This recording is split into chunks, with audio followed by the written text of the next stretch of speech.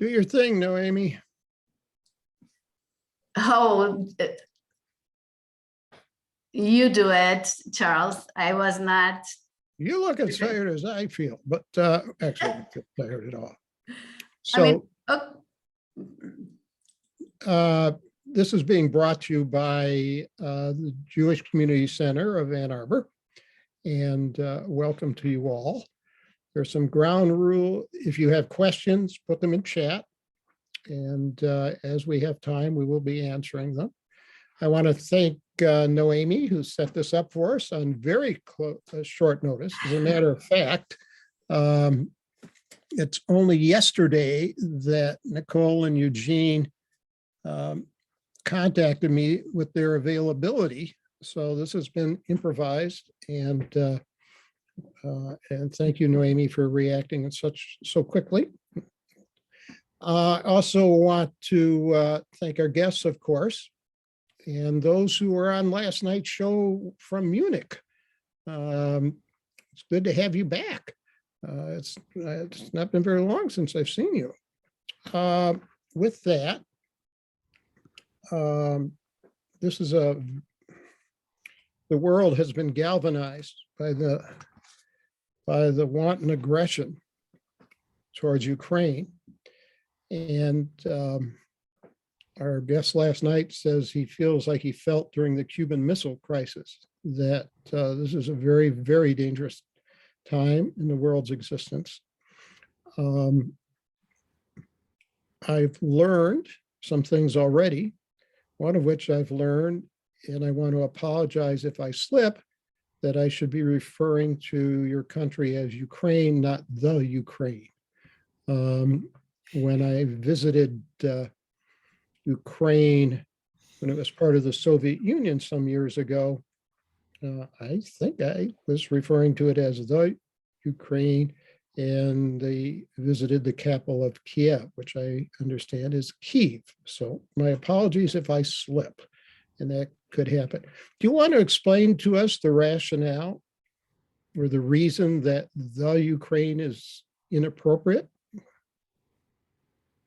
As far as I understand it, with my knowledge of the English language, is that the Ukraine kind of implies that it is a territory like a part of Russia, rather than it's an independent state.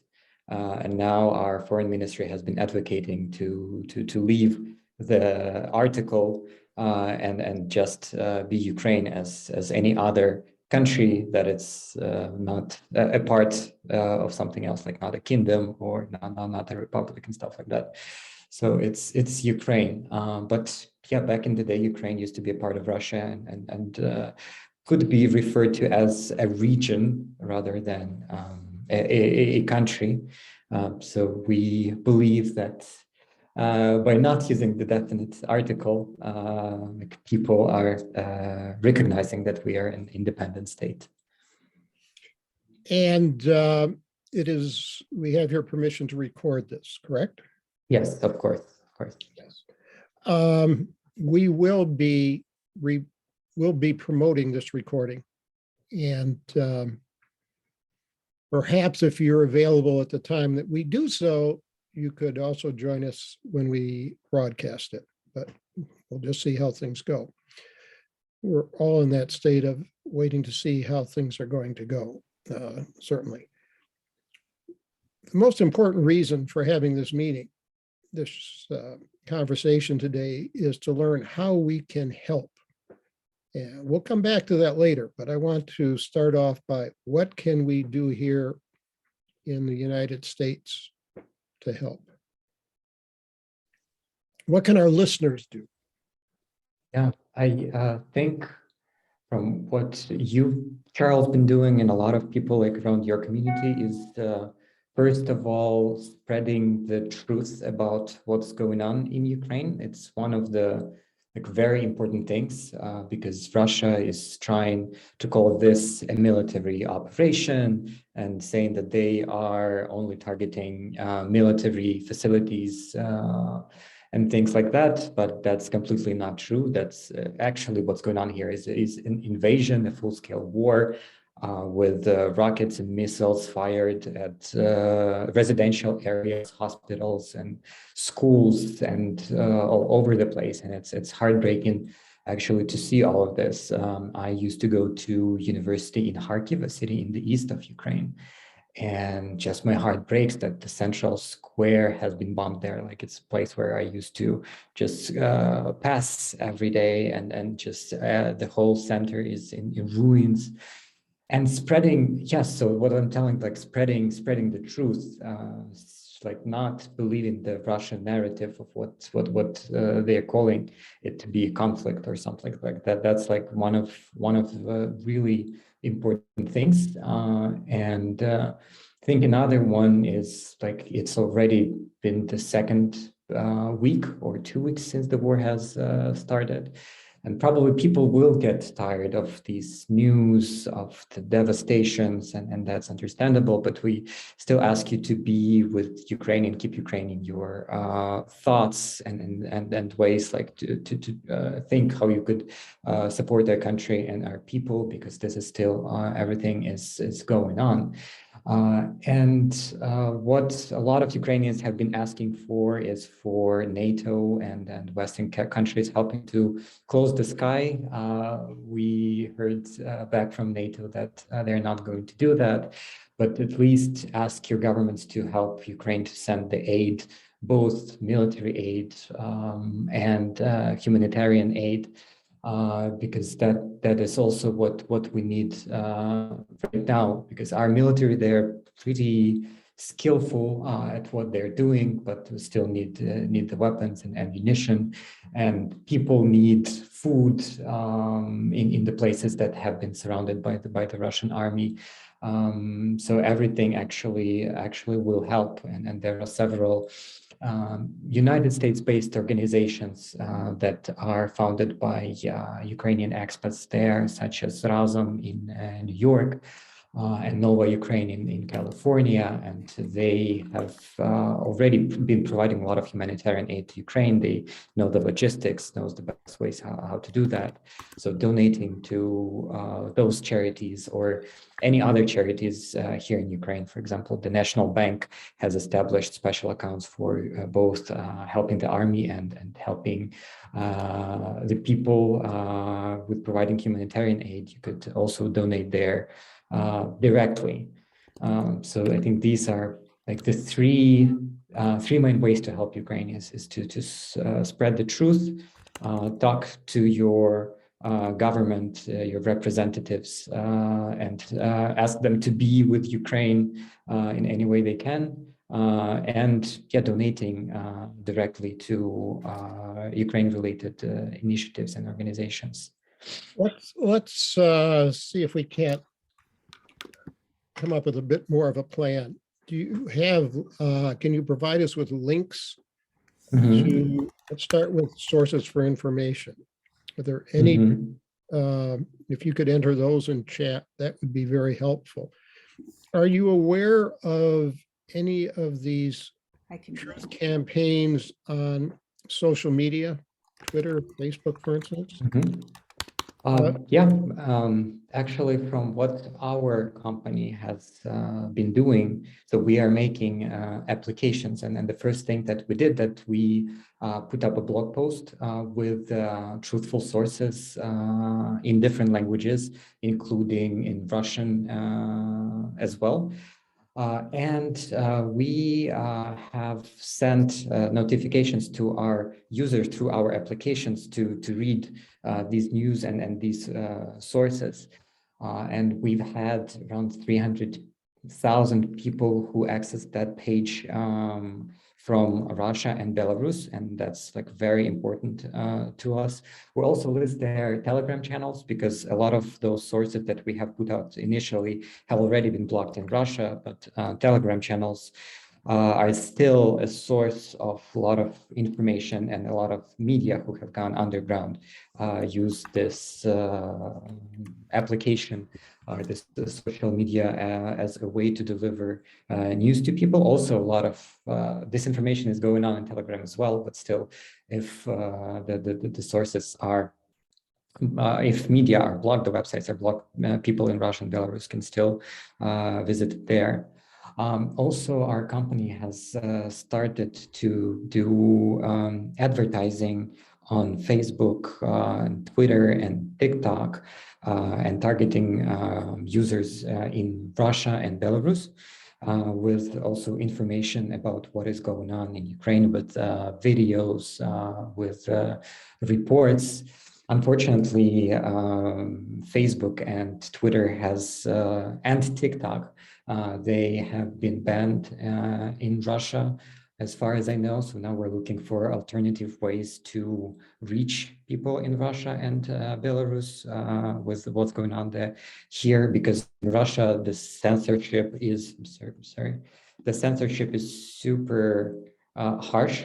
Media are not allowed to use the word war, and they already can actually be tried for using that. I just recently read a report of a Russian priest who will now have to go to court because of a sermon he did in his church, and some resources and articles he put out in his online community at his parish. So in Russia, the situation is very difficult. It's trying to get to people because now they're just persecuting everyone who's trying to say something different from what the Russian government wants to say. So we're now thinking about different ways to reach people in Russia through, for example, Russian run social media such as vk.com and Odnoklassniki,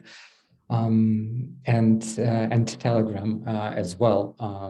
The Ukrainian Ministry of Internal Affairs have put out a resource with Russian soldiers who have been captured, and to show that there are so many Russian soldiers here, because and to tell their stories, because most of those Russian soldiers say that they didn't know they would be sent to Ukraine, or they were taking away all of their like cell phones. They cannot reach their families, and actually through that channel, so the Russian families in Russia can at least find out what happened to their sons, and can reach out and see how they're doing, and how they can actually pick them up and take them back to Russia, because the Russian government is doing nothing to actually help with that, to do something with prison soldiers, to do something with the bodies of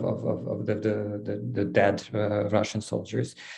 It's actually like Ukraine has been asking the Red Cross to facilitate the dialogue, and to somehow at least even to take those bodies back to Russia. But for now, like, there's no response from the Russian side, even on that.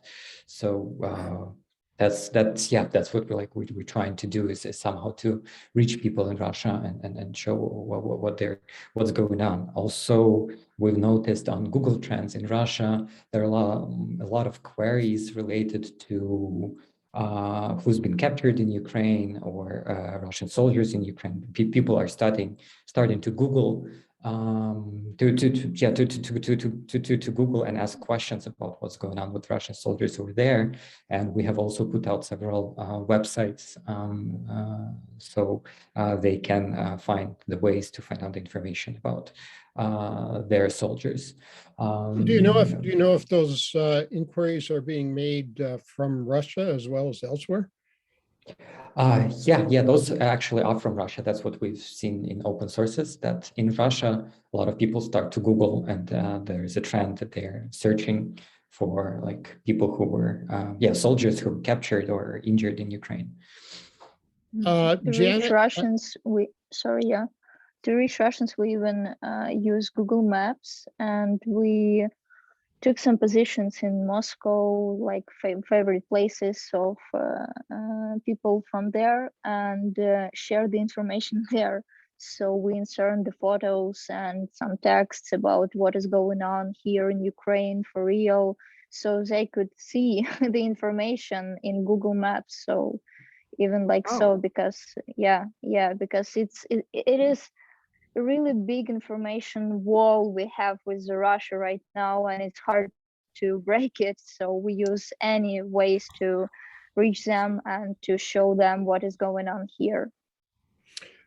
Janet, will you not only now, but continue to find out from Nicole and Eugene how we can help in the information war by identifying sites we can go to. And as I was telling them earlier, and some of you know this, there is a group in Michigan called Distill Social that's in the business of fighting disinformation and misinformation.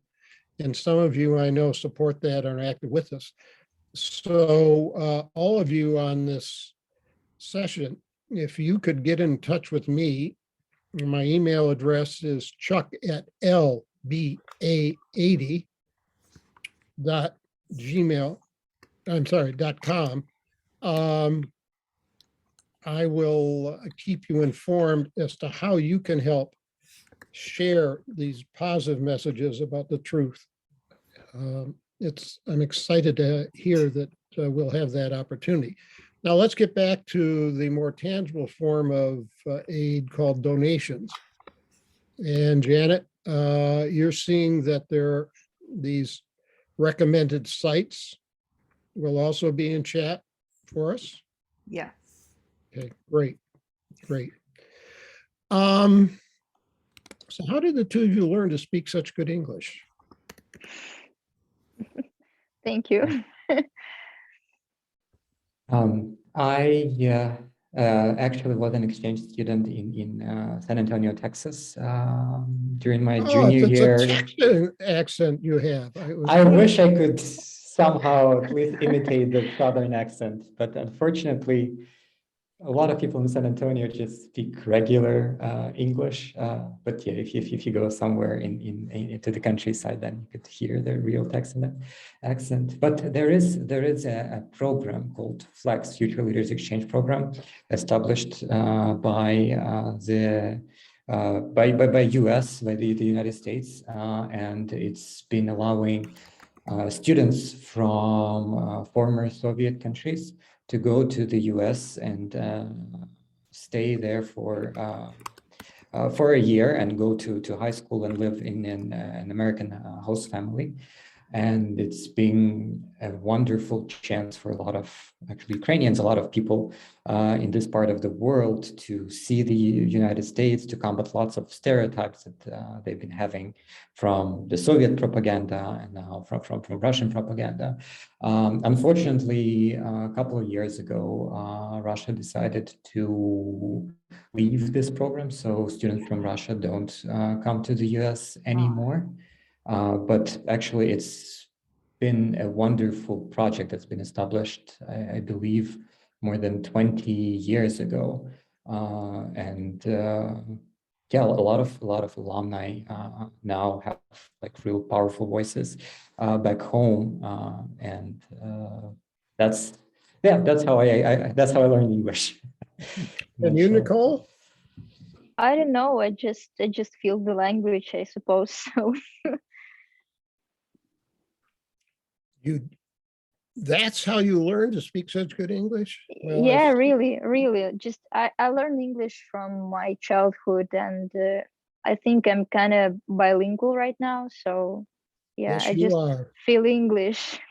Yes. And where do you live at this point? At this point, I'm in Western Ukraine, but I'm from Kiev. I was born in Kiev and raised in Kiev, and yeah. Did you move to the Western Ukraine as a result of the fighting? Yes. Or okay, so Yes. you relocated. Yeah. And you, Like, yeah. Sorry. No. And you, Eugene? Yeah, I am originally from Poltava. It's 300 miles away from Kiev, but I used to live in Kiev and work in Kiev before the war broke out. And unfortunately, we had to leave, and I am now close to the city of Pereyaslav, which is around 70 miles away from Kiev right now. And how close are you to actual fighting at this point? So I am about, as I said, like it's around 70 miles away. So that's, yeah. And you, right. Nicole? I'm not so close. I'm like 600 kilometers away, something like that. Okay. So I don't know in miles, I'm sorry. 240, but that's fine. Do you have families? Yeah, actually before the war started, my wife went to Kharkiv. It's the city in the east that has been really heavily shelled. She went to see her mother and their two dogs, and they had to stay there, and they were hiding in a cellar without any heating for 8 days before they actually were able to evacuate. And now they are in a safer place. And my other part of the family is still in my hometown, Poltava. That's actually where my wife and her mom went. It's around 100 miles away from the fighting, but it's been relatively quiet over there right now. Yeah, well, unfortunately, my family, they are in Kiev right now. And yeah, it's not so good, I suppose, but they are okay. And we chat every day. So I hope they will be okay. I just saw a message and a question in chat about whether the information is going to be sent to all of you. It will be sent to you if we have your email address. So please make sure that if you have not received, if you received a flyer from us or an email message inviting you to this, yes, we have your email address and we will follow up with everyone. But if you are here because somebody forwarded you the link, then please send us your request and to the email address chuck@lba80.com.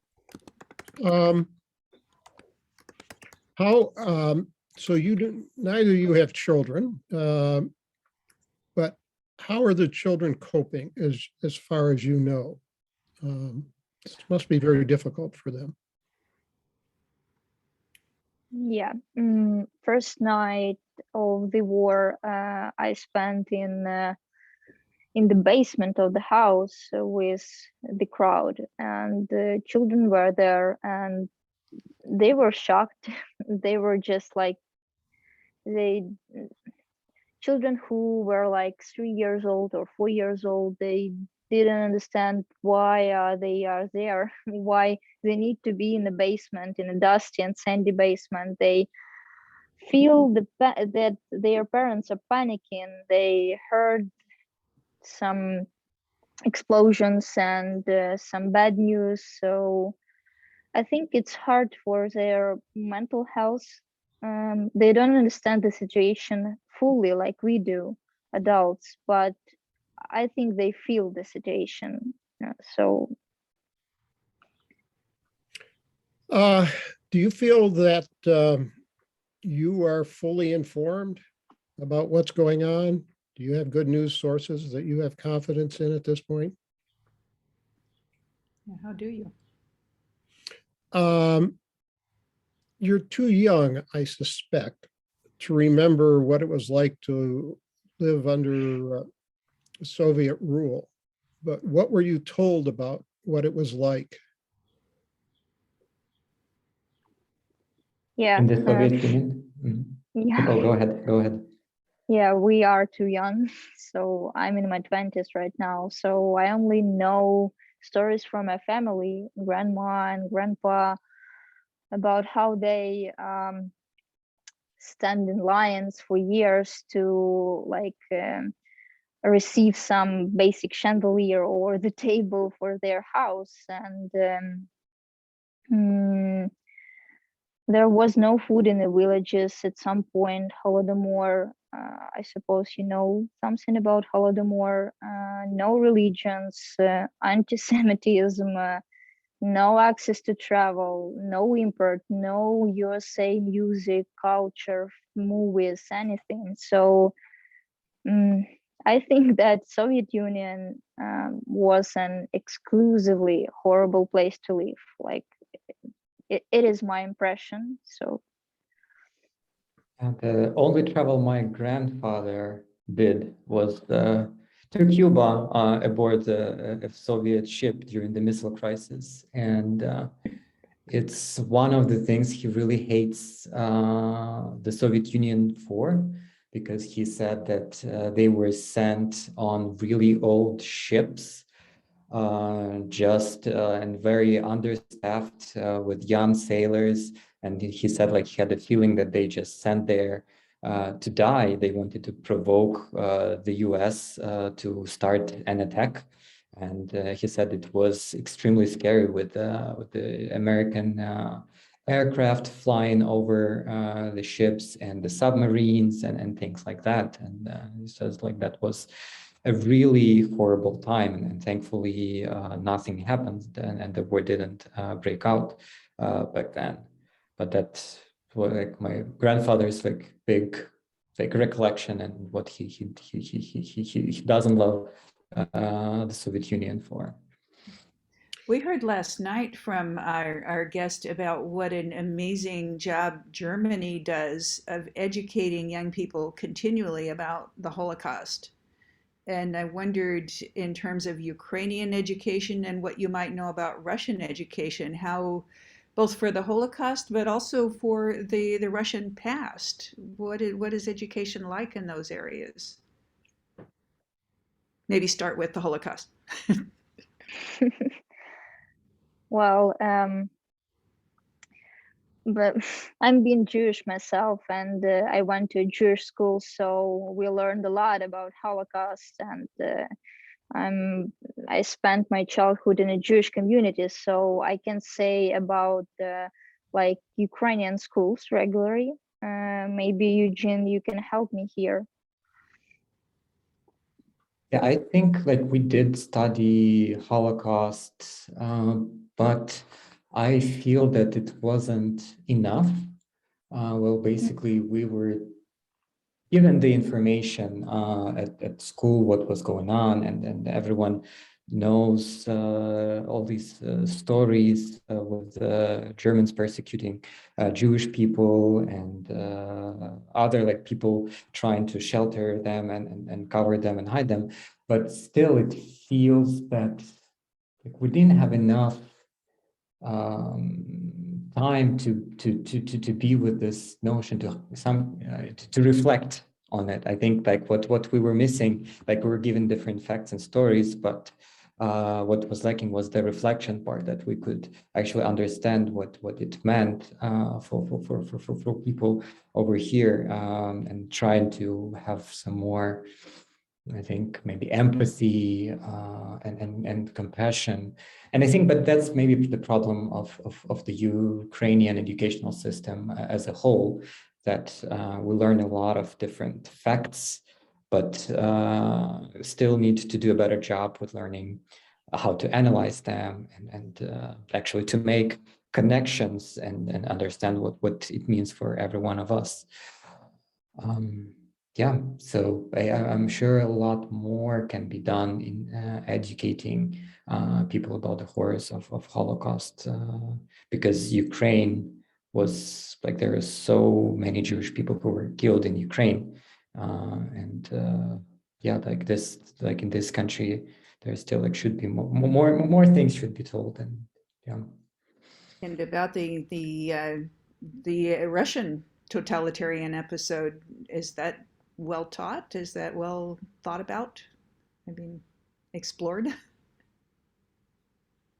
more or less. I Yeah. I don't know what I don't know in what's going on in Russia in terms of education, but yeah, in terms of if you're talking about education, like in history classes, how Russia and Ukraine have coexisted over the years, and what Russia has been doing to Ukraine, I think there's much more attention to that, showing those different horrors that Russian Empire has been doing in Ukraine like since the 17th century. And it feels like at least to me, from what we learned at school, there was a lot of focus actually to showing what was Russia doing here in Ukraine over time. Yeah, and I feel that Russian more like they proud of their Soviet Union history, unlike Ukraine. We do not. We don't learn at schools that it is a great time for Ukraine to be a part of Soviet Union or something like that. So yeah. Janet, do you have any follow-up questions? What would cause you to leave Ukraine?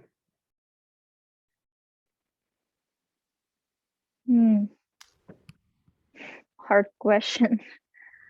Well, honestly, I don't want to leave my home country. I want to stay here, and I believe we will win this war. So yeah, maybe if the place where I'm currently will be dangerous for me, I will consider something like that. But right now, I'm planning to stay here and to to read the news and waiting for our win. Yeah. I think like the same for me, that unless the place where I am becomes unsafe, then I will consider leaving. But actually, being a man in Ukraine right now, we cannot cross the border. Like, yeah, we can move around the country, but we cannot cross the border at this point. So I guess if there is no other way, I'll have just to sign up for like territorial defense unit or resistance unit, and do whatever you can. Like right now, we're trying and working on the information in the information area, but it might come to physical resistance as well. But we'll see. Like for now, the priority goes to those who have some experience in combat or who have proper training. And in a lot of places where people come to sign up, they're just overcrowded. They say, okay, leave your phone number. We call you if we need to, but there are just too many volunteers right now who are willing to defend Ukraine. Preparations did you personally make for this possibility of a war? Did you say preparations? Yes. Mm-hmm. Well, I didn't want to believe that this would happen, but still, my wife and I had prepared emergency backpacks with all the like documents, food for a couple of days, a little bit of clothes, first aid kit, and things like that. And our company also has provided us with these backpacks and things to put in them. So that's been really helpful. I also took my cat to my parents' place in Poltava, just in case. And the night I came back, like 5 hours later, the war started. I'm just have the basic things with me. I know that my cat and my wife are in a safe place right now. And yeah, now we're doing like what we can to help the resistance. Yeah, same here. I just pack my emergency bag and that's it. And I was ready. What's the status of COVID in Ukraine? The Oh, vax, wow. It's like it's a topic for me because when the war started, I was just recovering from COVID-19, and it was like my first night when I fell asleep without any fever or pain. And in 5 a.m., I was awakened by some huge explosion, and I didn't understand what's going on. And I took my phone and saw tons of notifications and missed calls about the war, that the war right now is in Kiev, and this is a full-scale Russian invasion. So yeah, about COVID, we've got like before the war, maybe right now, currently, it's the same. We've got more cases because of the weather, I suppose, or the season, So yeah, it was like a new wave of COVID. And right now, people think about war more than about COVID, but yeah. It's still, yeah. do you know what percentage of the population is fully vaccinated? No, I It's don't know. more than 50%, I think, has 2 shots, and 3 shots. It's like very low number of people. Mhm. So not that many. I think the rate is one of the lowest in Europe, and we've had huge wave of anti-vaxxers for, I think, more than 10 years already. It's like not just about COVID, but about basic shots for children. And it has been a big problem to actually persuade people to go and get their vaccines. Are the medical institutions, the hospitals, by and large, still functioning? Yeah, even in Kiev and Kharkiv, like, yeah. Yeah, a lot of them have changed to treating soldiers right now, wounded soldiers for now, but you still can get like medical aid and things like that. My mom is a nurse at the clinic, and they're still going there and work and provide services for just common people. What's the morale of the Russian soldiers that have been taken prisoners, as far as you know? Well, we can't know for sure. Yeah, so our soldiers are capturing the Russians, but every day we witness more incidents where Russian soldiers, they surrender themselves because in captivity they are fed and treated like human beings, of course. And also Ukrainian doctors, they are treated wanted Russian soldiers because these are young guys, like in their 20s or even less. So what can we do? So yeah, I think that we in Ukraine understand why we are this war. We are defenders and we are fighting for our country, for our land, for our people. They don't understand why they are here. What are they doing here? Like, for what?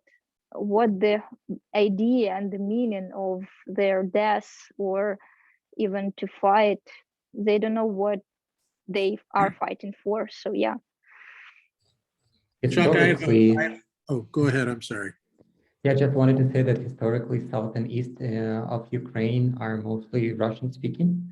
And Putin has been promoting this narrative that they are liberating this Russian-speaking population in Ukraine from some Nazis or I don't know whom, some Ukrainians who are trying to oppress them. But when they come to these regions, people, even in occupied cities, people come and protest and say that they want to be with Ukraine and why did you come here?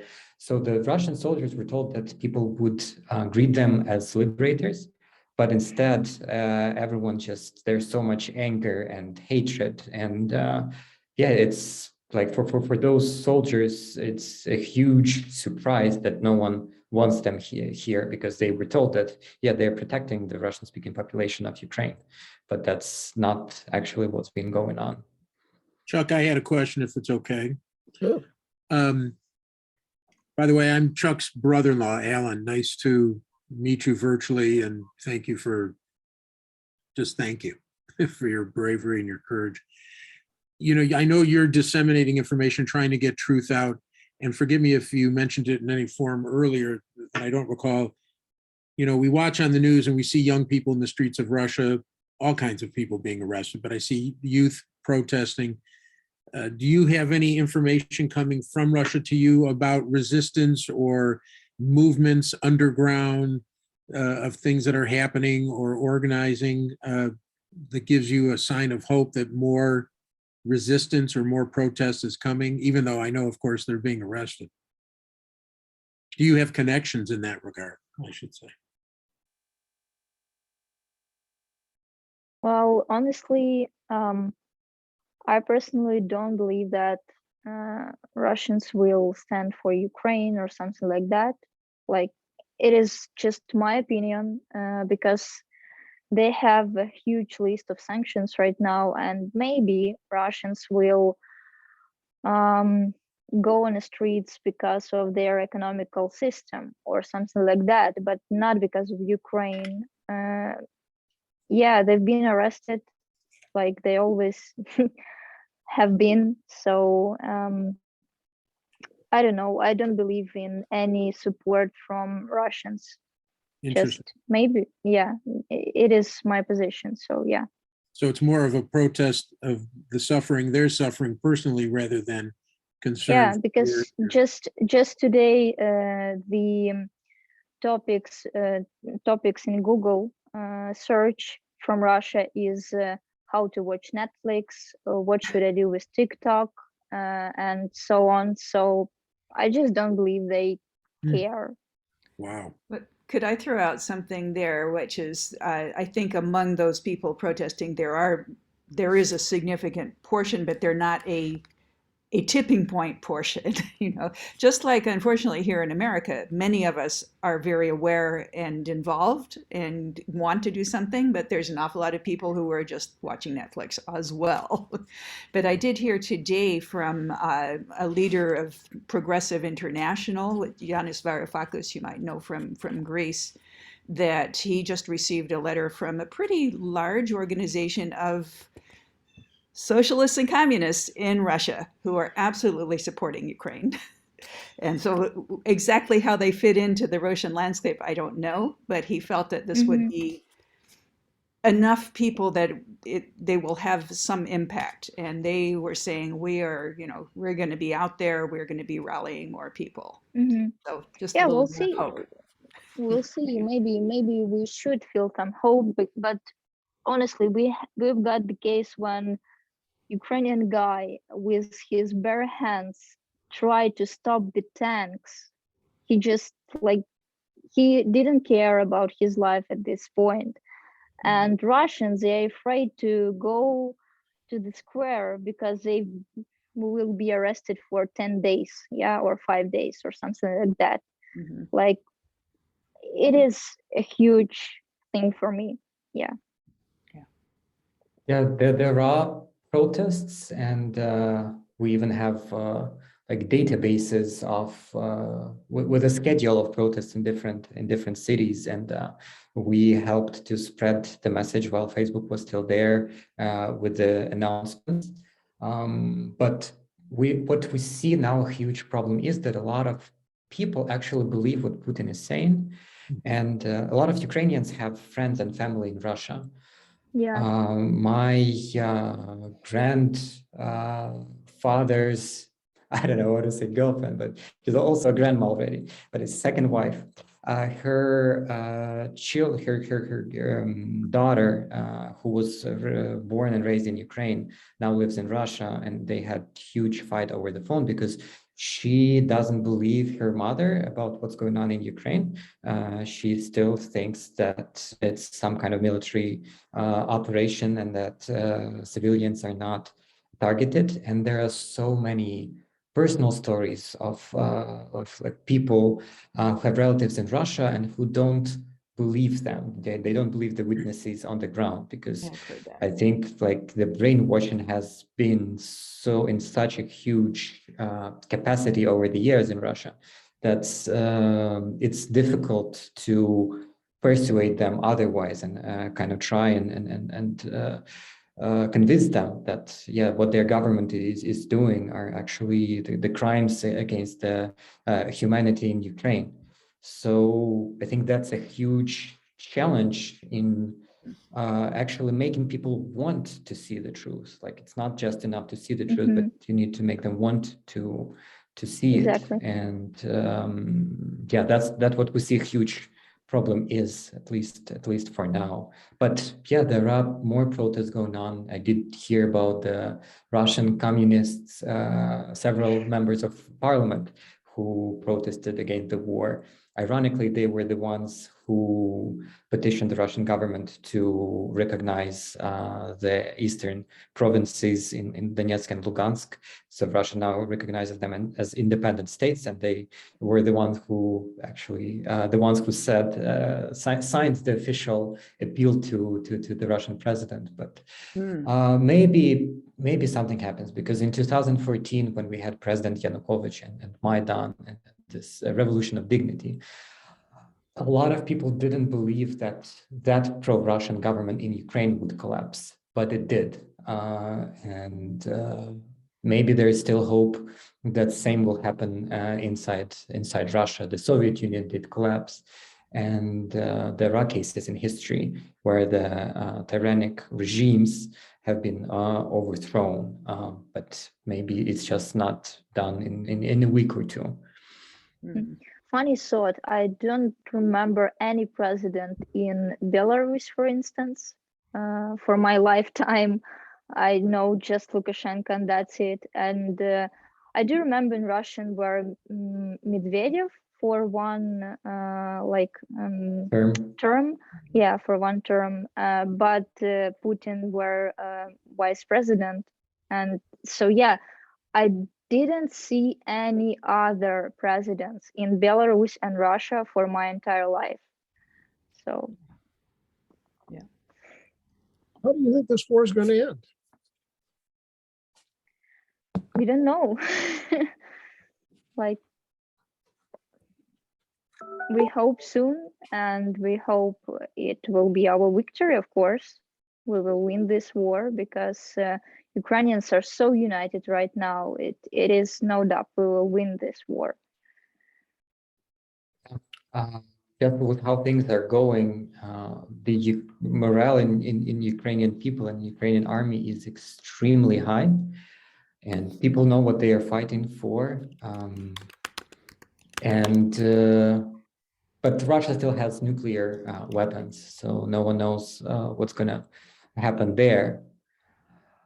But a lot of people are confident that everything will be okay, that we will liberate Ukraine from the Russian soldiers, and that we will rebuild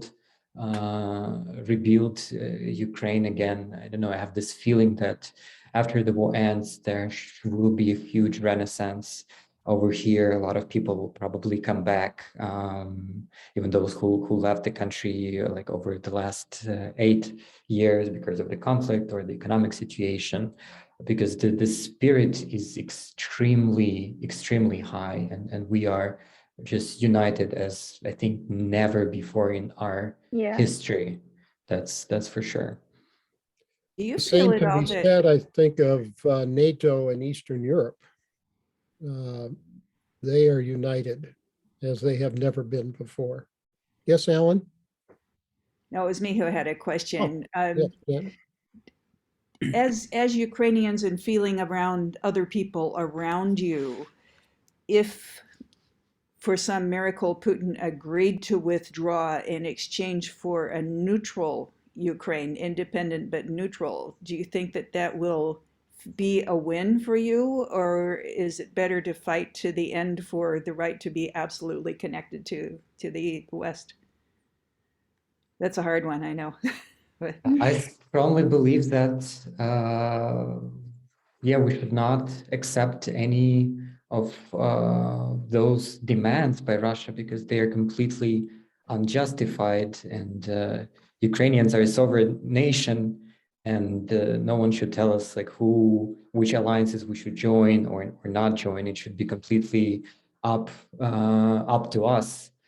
And I don't know, I really believe that when this war is over, we'll be able to take back the provinces in the east, in Donetsk and Luhansk, and even Crimea, because from what we've seen from the casualties that Russia has been having,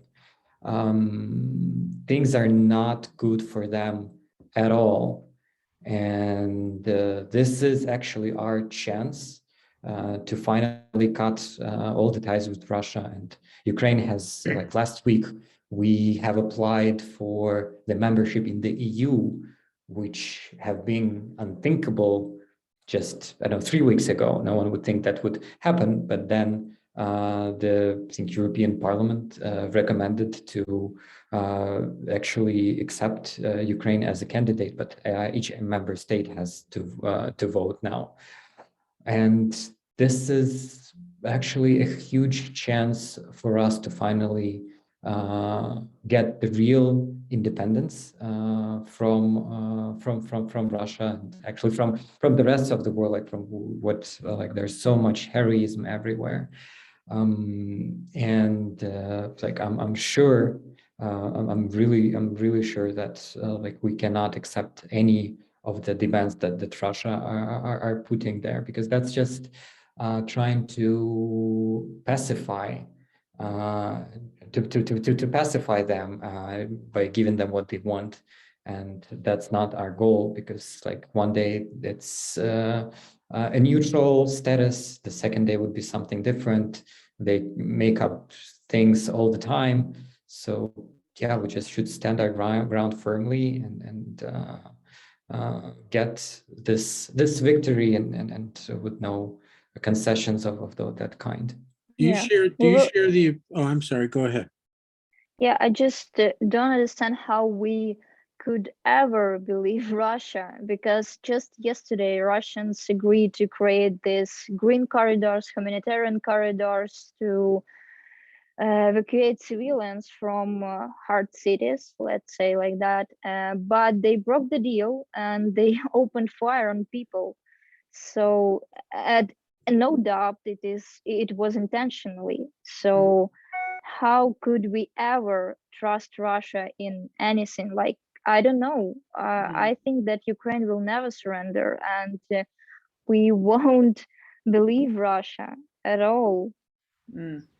Yeah, in 1994, we gave up our nuclear weapons in exchange for guarantees from Russia, United States, and the UK that the safety guarantees that they will actually not try and attack Ukraine, and then they will try to protect it if something happens. Yeah, and we were third country with nuclear weapon, like. Yeah, it was huge. It's We're going to have insane. to, we're going to have to wind this up very shortly, but I do want to ask you a little bit about MacPaw, the company you both work for. Could you describe for our viewers what you do and your products and how we could support you? Sure. So MacPaw is a software development company. We were founded in 2008, actually in a dorm room by our founder, Alexander Kosovan. He was just a university student who liked to fiddle with tech. And he built his first application called Clean My Mac, which helped Apple computers to declutter and to run in a better shape. And that's actually he had, I think, like $3,000 in savings that he spent for a website and a designer. And the company took off. Now we have 400 people, more than 10 different products. We actually really proud to be founded and located in Ukraine. We have over 30 million customers around the world. We've had so much support from our users and everyone who knows about MacPaw, about what's going on here. Right now, we operate without disruptions. Before the war started, we opened a backup office in West Ukraine, and we have a team there that supports all the operations. So we still actually, and now the company works hard to help Ukraine in different directions. We've been helping to buy some equipment for the military, for people to provide them humanitarian aid.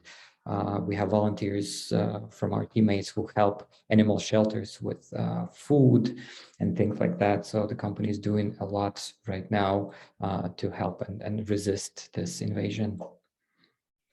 And I saw by going to the message from your founder that the physical infrastructure, the servers, are not located in the Ukraine, so you should be able to continue operations. What Yes. other preparations were made so that the company could continue under these circumstances? Well, the first thing was the physical safety of our employees. So the company bought and distributed these emergency backpacks with different things people might need when they are in a shelter, such as food, power banks, and things like that, like in case they will not be able to leave the shelter in several days, so they still can last there. We have also broken down into smaller communication teams, and we're checking on ourselves every day to see how everyone is doing, whether everyone needs any help. Also, we now have buses that are evacuating our employees from Kyiv, taking them to West Ukraine. We're now working to open another office in one of the countries in the European Union.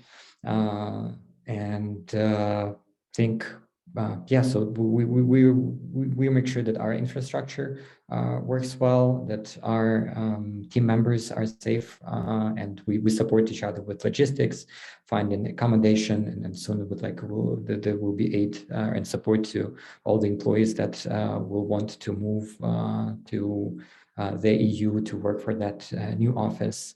The company has also paid to salaries, to monthly earnings to each employee in advance for those who actually requested that. So the company actually really supports the employees right now. Our number one priority is the physical safety of our employees and help them to be in safe places. And after that, if everything is okay, if you're safe, we ask that people can work on what they're working, but that if they can't, that's also fine.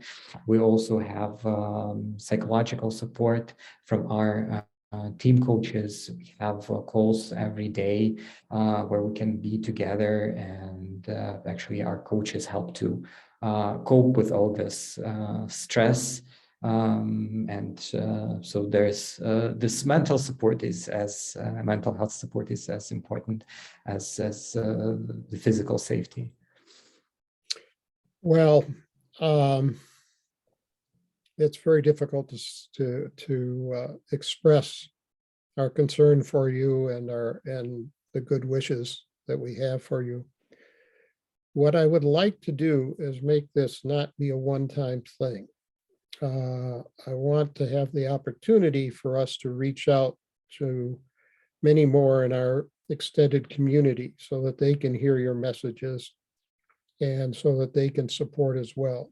And we do, in particular, we want to support your campaigns against disinformation and misinformation. That's something that we are very committed to here and we will expand our activities to support you as well. So we'll be in further touch as to how we can do that. Again, thank you all. Our thoughts, our prayers, our best wishes go with you, and we will do what we can. So please be safe, and maybe we'll be talking again next week. Let's see what we can set up. Yes. Thank you for being our guest. Thank all of you for attending. Thank you, Noemi. Thank you. We really appreciate your help to spread the word about what is really happening in Ukraine. Thank you so much. Yes, and thank you, Janet, for arranging this for us. This was very special. Thank you. Thank you. Be safe, Be everyone. safe. Yes. Thank you. And Bye. you guys stay healthy. Yes. Bye-bye. Bye.